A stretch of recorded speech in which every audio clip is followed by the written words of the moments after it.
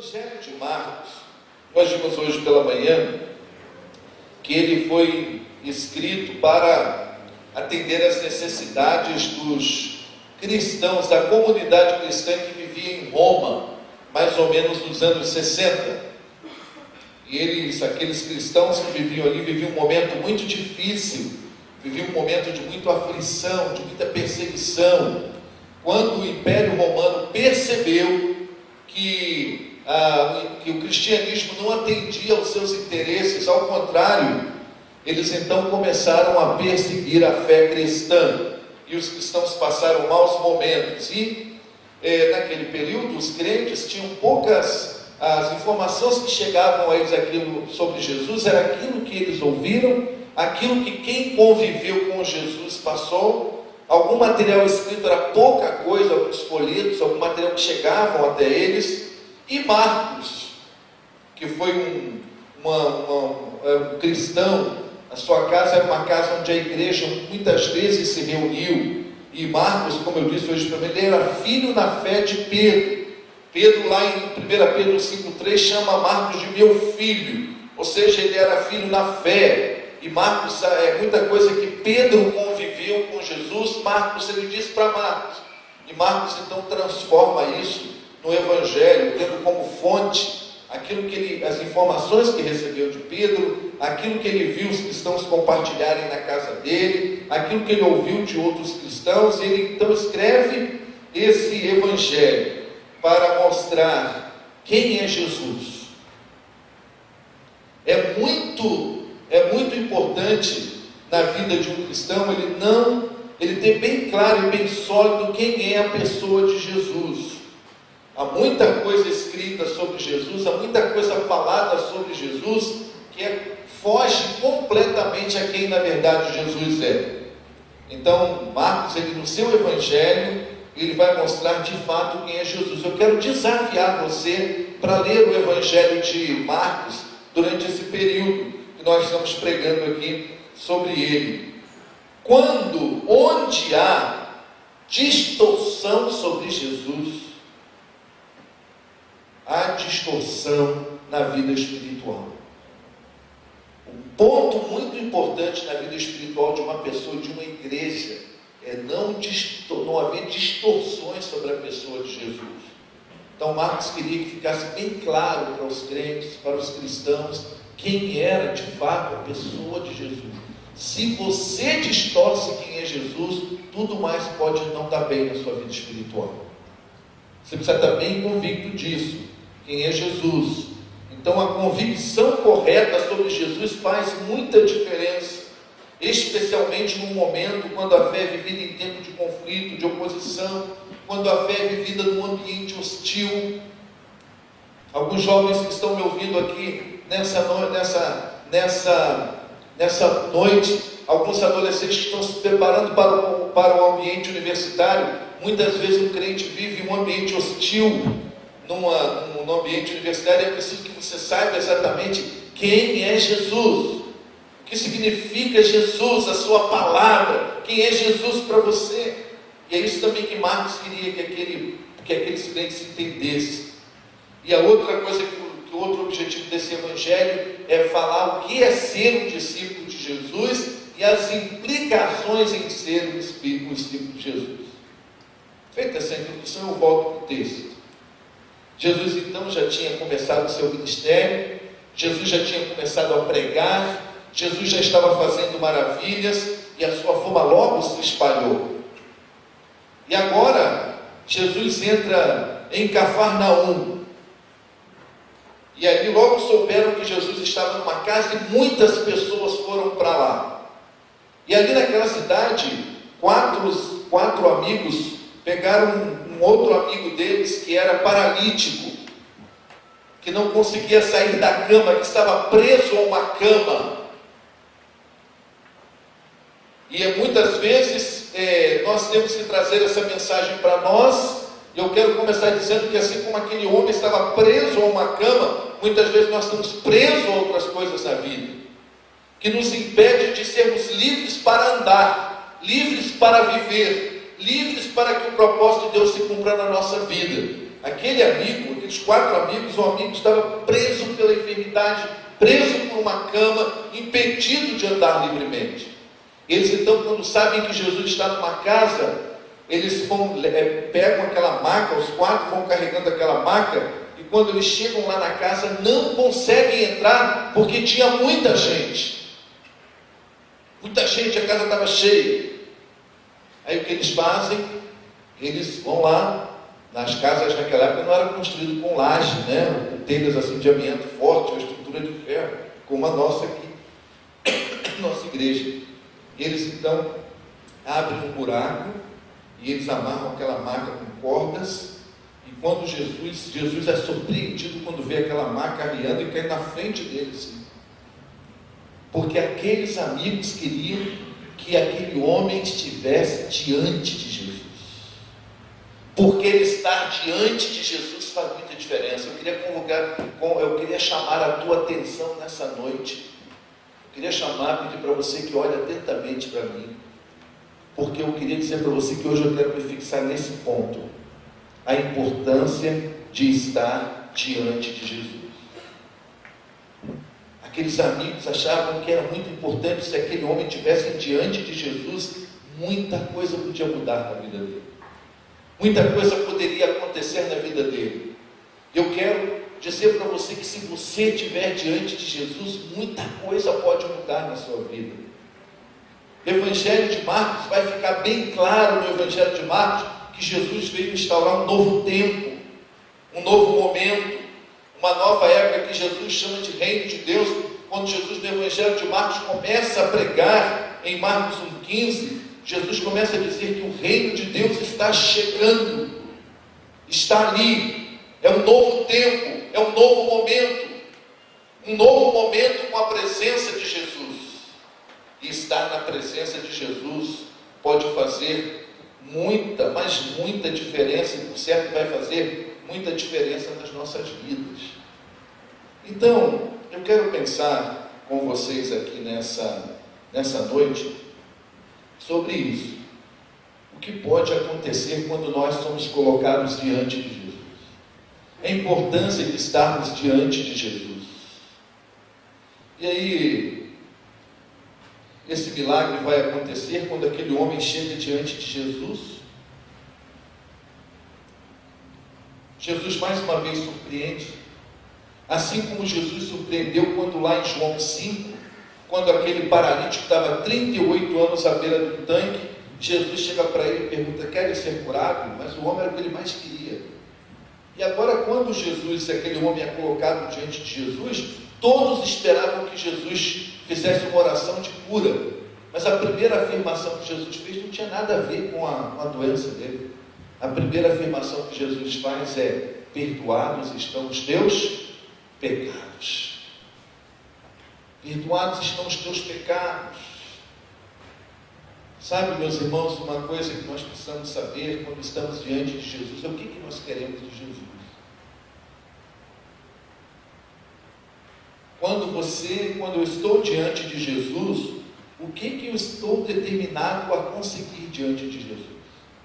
O que aqueles amigos estavam determinados, e aquele paralítico também, com fé, determinado a se deixar-se ser carregado para chegar diante de Jesus. Porque o paralítico podia dizer: não quero não vou lá não vou passar por essa situação ridícula, vocês não. Ele se deixou porque ele também sabia o que Jesus podia fazer, estava com uma atitude de fé. E aí, diante de Jesus, nós precisamos saber o que nós queremos de Jesus.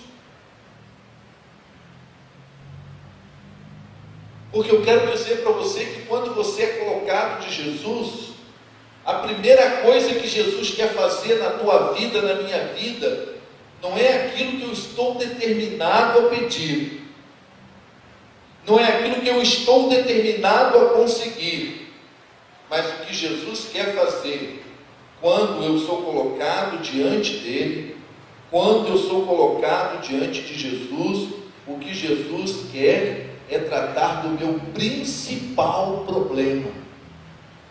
Porque muitas vezes aquilo que eu estou determinado a conseguir de Jesus não é o que eu mais preciso. E na verdade, aparentemente podia parecer, não, esse colocado pareceu mais ser curado. Mas Jesus não diz, você está curado logo de cara. Ele vai fazer isso depois. Ele diz, perdoados estão os teus pecados.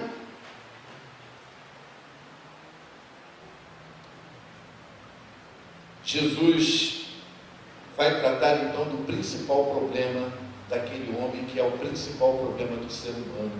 O principal problema do ser humano não é a miséria. O principal problema do ser humano não é a doença. O principal problema do ser humano é o pecado. Isso é o principal problema. E a primeira coisa que Jesus quer tratar conosco quando nós estamos diante dele é sobre o pecado.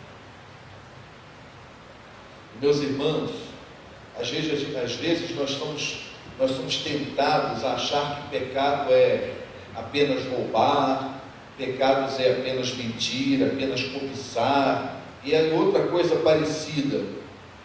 Mas quando a Bíblia está falando de pecado, antes de tudo, a Bíblia está dizendo que pecado é algo muito mais sério e muito mais profundo. A Bíblia está falando que pecado é decidir viver a vida como você quer viver. Por isso que a Bíblia diz que todos pecaram, porque todo ser humano tem um momento na vida em que ele vai querer viver a vida do jeito que ele quer. Pecado é decidir. Quando Deus criou o mundo, eu falei sobre isso hoje aqui de manhã, quando fiquei em Marcos 1, presta bem atenção, em Gênesis 1, quando Deus cria o mundo 1 e 2, havia uma perfeita harmonia no mundo. O mundo era perfeito, os relacionamentos eram perfeitos, as relações interpessoais eram perfeitas, a relação do homem com o universo era perfeita, a relação do universo, tudo era perfeito. E eu disse hoje de manhã, era perfeito por quê? Porque Deus era rei. Na vida de Adão e Eva, Deus era rei. No mundo, Deus era rei. O que aconteceu? O que foi o pecado entrar no mundo? Não foi em si um ato final, mas foi quando Adão e Eva, que nos representavam, eles eram os representantes da raça humana, e tudo que eles fizeram, e as consequências vêm todos sobre os homens, porque eles são ali o representante da raça humana. É o que acontece. Eles resolvem viver, enquanto viviam com Deus como rei, enquanto viviam do modo de Deus, tudo era harmônico. Quando eles resolvem viver do modo deles, quando lá em Gênesis 3 eles decidem viver não mais com Deus como rei, quando Deus deixou de ser rei neles, os relacionamentos do mundo se desintegraram. Foi aí que o pecado entrou. É isso que a Bíblia chama de pecado. Pecado é decidir viver do seu jeito. Pecado é decidir fazer com que Deus não seja o teu rei, mas você seja o teu rei. Você vai viver como você sendo rei. Você vive do jeito que você quer. Você vive do modo que você acha melhor. Você não sai para a vontade de Deus. Isso é pecado. Por isso que a Bíblia diz que não tem ninguém bom. Por isso que a Bíblia diz que todos pecaram e destituídos estão da glória de Deus. E é por isso que precisa de perdão.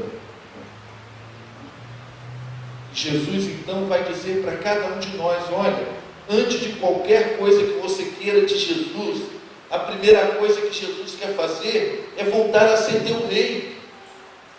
A primeira coisa que Jesus quer fazer é fazer com que a tua vida não continue girando em torno de você mesmo. A primeira coisa que Jesus quer fazer é que a tua vida gire em torno dele. A primeira coisa que ele quer fazer é que a sua vida não seja centrada em si mesmo. É que você não seja dono do seu nariz,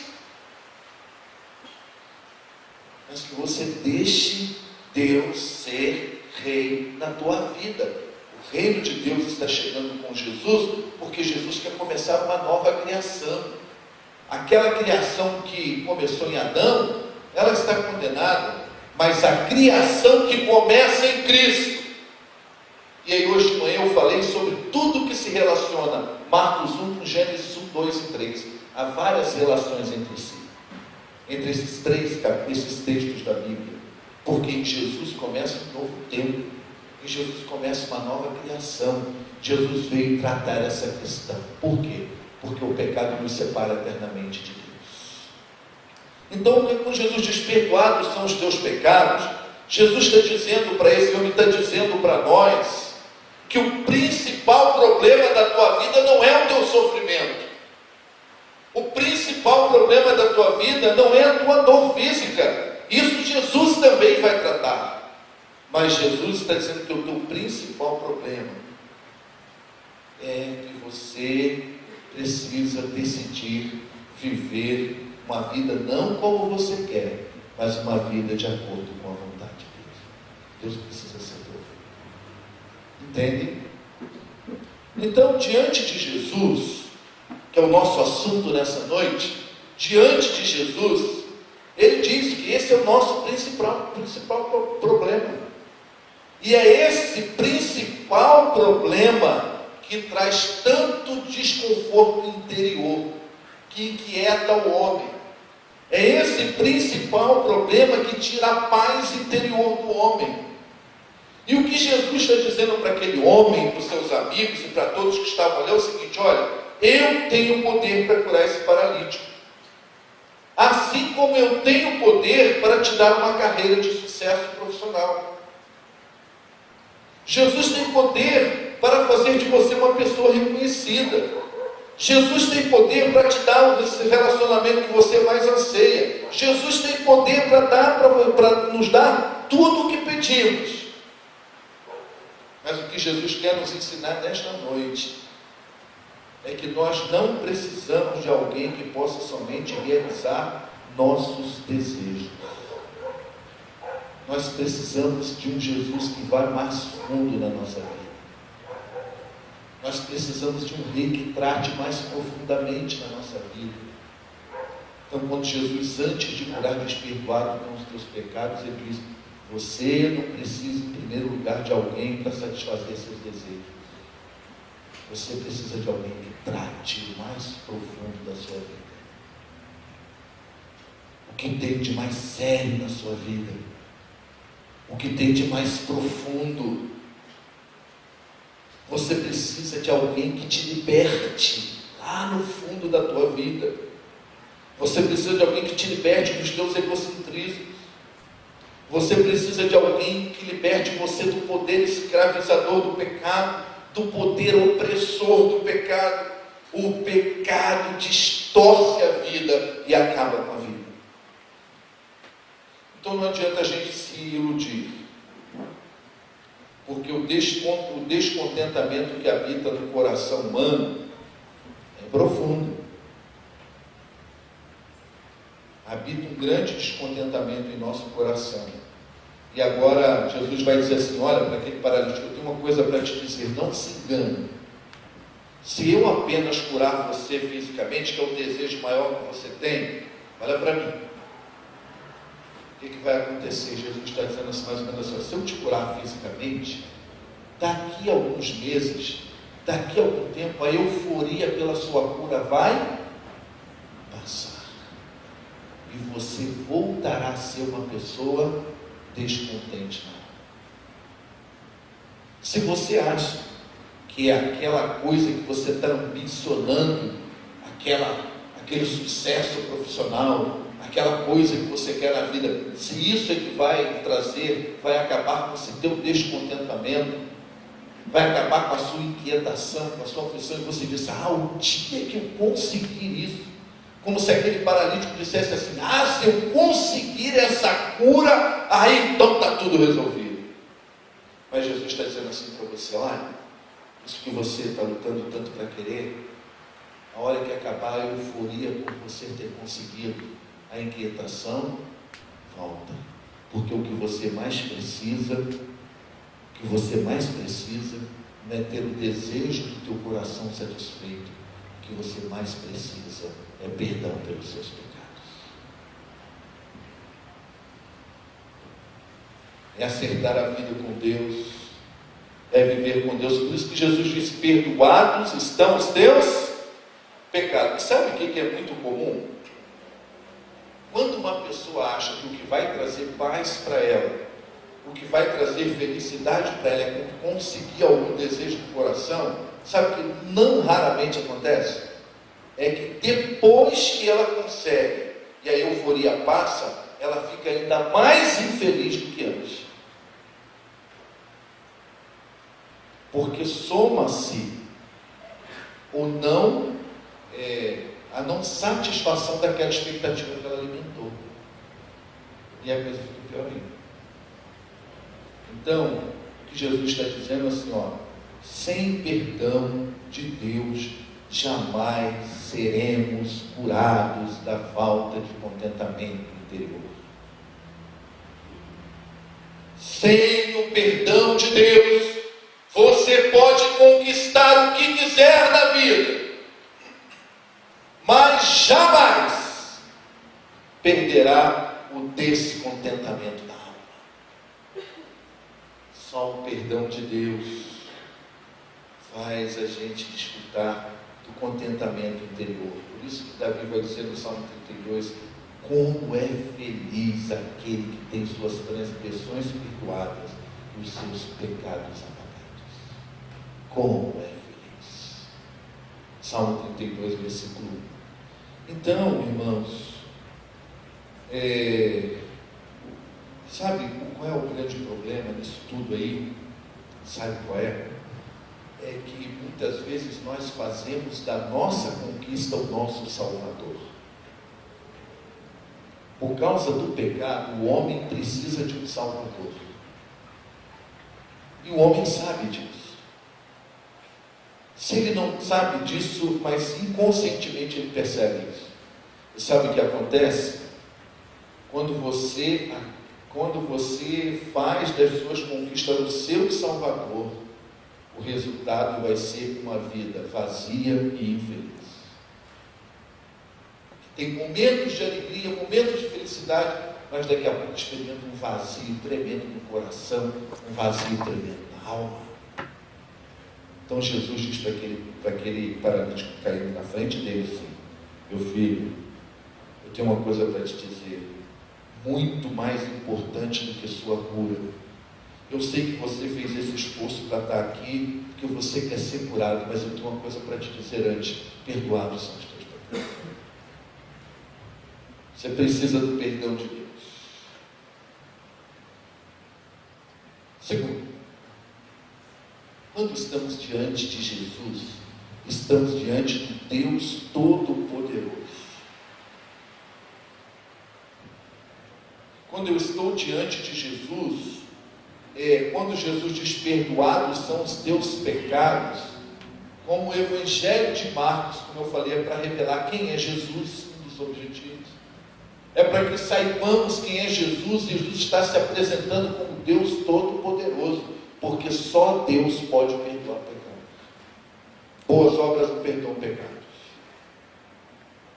Filosofia nenhuma no mundo perdoa pecado. Religião nenhuma perdoa pecado, só o Deus Todo-Poderoso.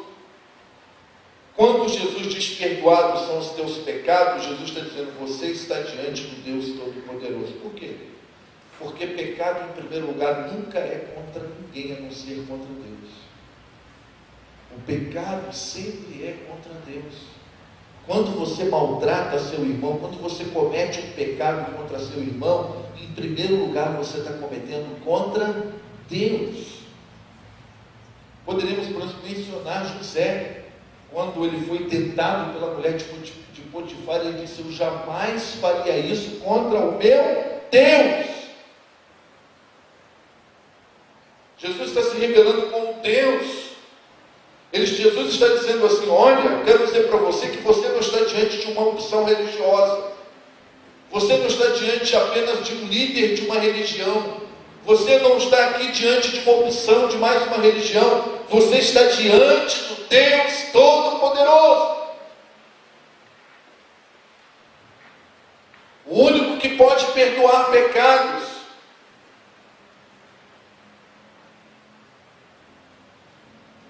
Nós estamos vendo na televisão, principalmente, muitos fazedores de milagres, não?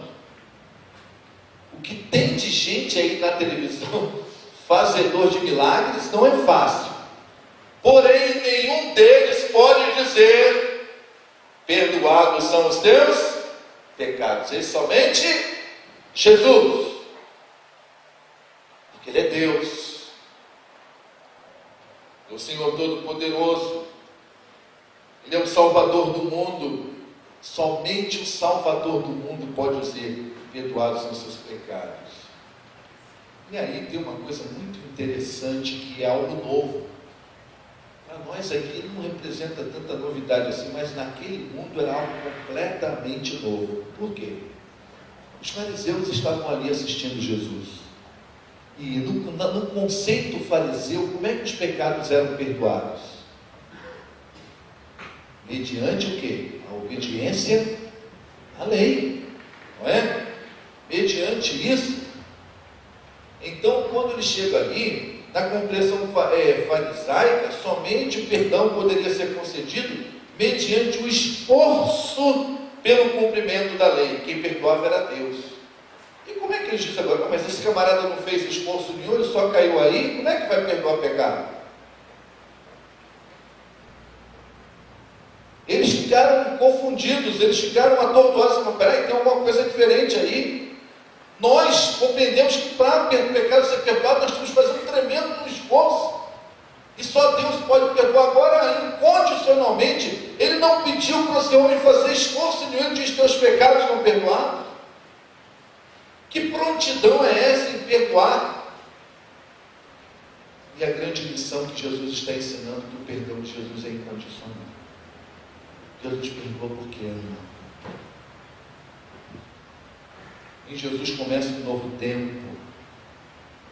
Em Jesus o reino de Deus começou a se tornar realidade. Em Jesus, Deus está distribuindo a tua graça dele para todos que pela fé o desejam. Para todos que pela fé o aceitam Jesus. É Deus distribuindo a sua graça para todos aqueles que estão diante de Jesus com fé. Aqueles que o buscam com fé e arrependidos dos seus pecados, a graça de Jesus é distribuída. E Jesus está se revelando isso.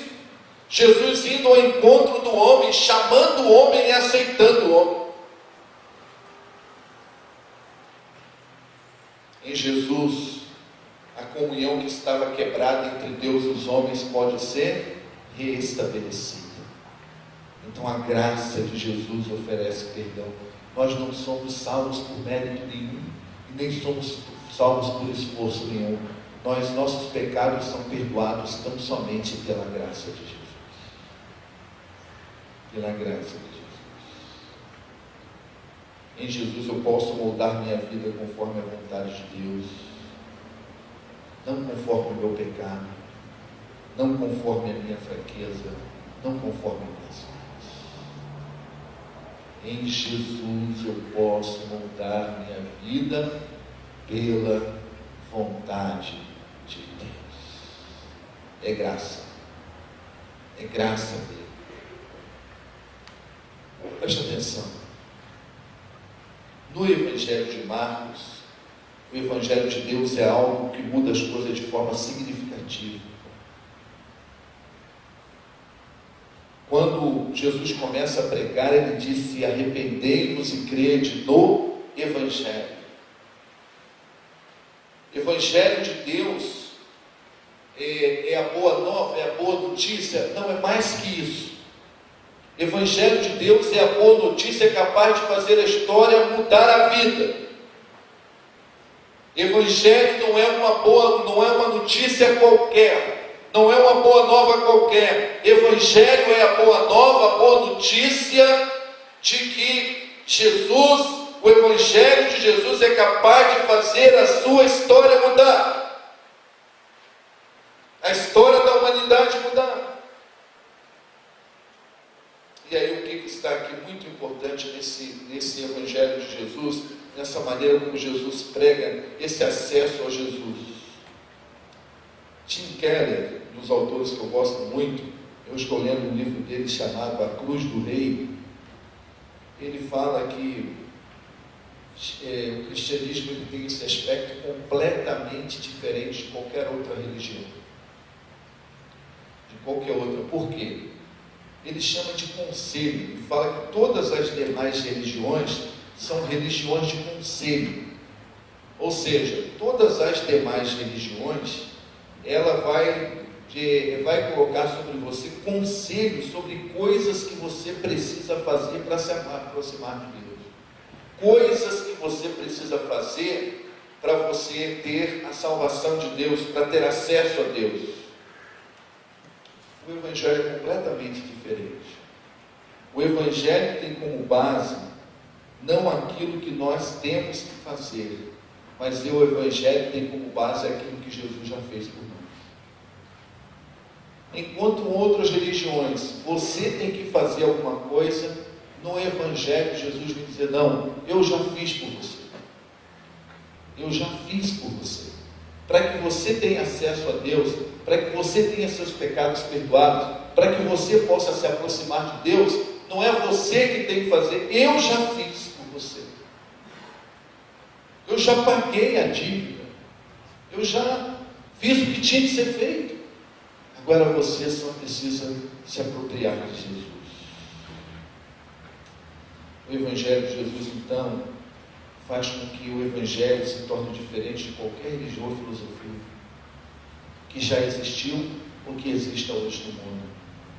Porque não é o que você precisa fazer o segredo é o que Jesus já fez por você.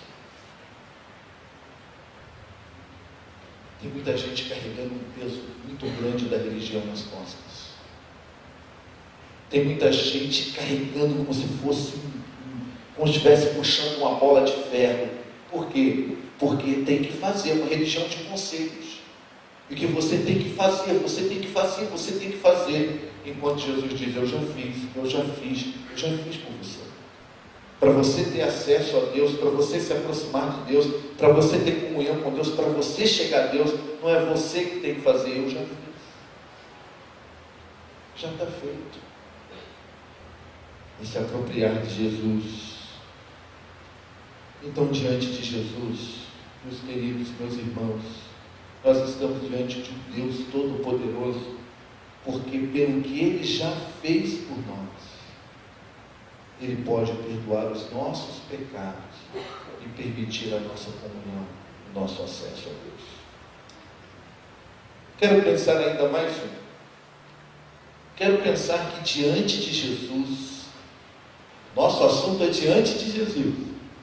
Diante de Jesus, uma reação sempre é provocada, assim como está acontecendo aqui agora. Porque quando você está num culto, em espírito e em verdade, o Espírito de Deus está aqui e você está diante de Jesus. Diante de Jesus, o que aconteceu ali? Reações foram provocadas no coração de muita gente. No coração dos fariseus, foi uma reação de rejeição. Foi uma reação de questionamento. Foi uma reação de crítica, assim como pode estar acontecendo aqui agora. Alguma reação está sendo provocada aqui na mente e no coração de cada pessoa que está aqui, porque nós estamos diante de Jesus. Quando estamos num culto, estamos diante de Jesus. O Espírito de Deus está aqui. O Espírito de Deus está nesse lugar. E ali teve a reação das pessoas que ficaram admiradas quando eles viram o que Jesus fez. Eles disseram, nunca vimos coisa semelhante. Eles ficaram atônitos e admirados com o que estava acontecendo. Aquele amigo e aqueles homens vieram com uma atitude de fé. Alguns com certeza com atitude de indiferença. Não dá para ficar imparcial. Sempre diante de Jesus, alguma reação é provocada. E qual é a sua nessa noite? Qual é a sua reação ao ouvir tudo isso que você está ouvindo? Quantos fariseus ouviram que Jesus disse que ele podia perdoar pecados? Os homens ficaram bravos, questionaram.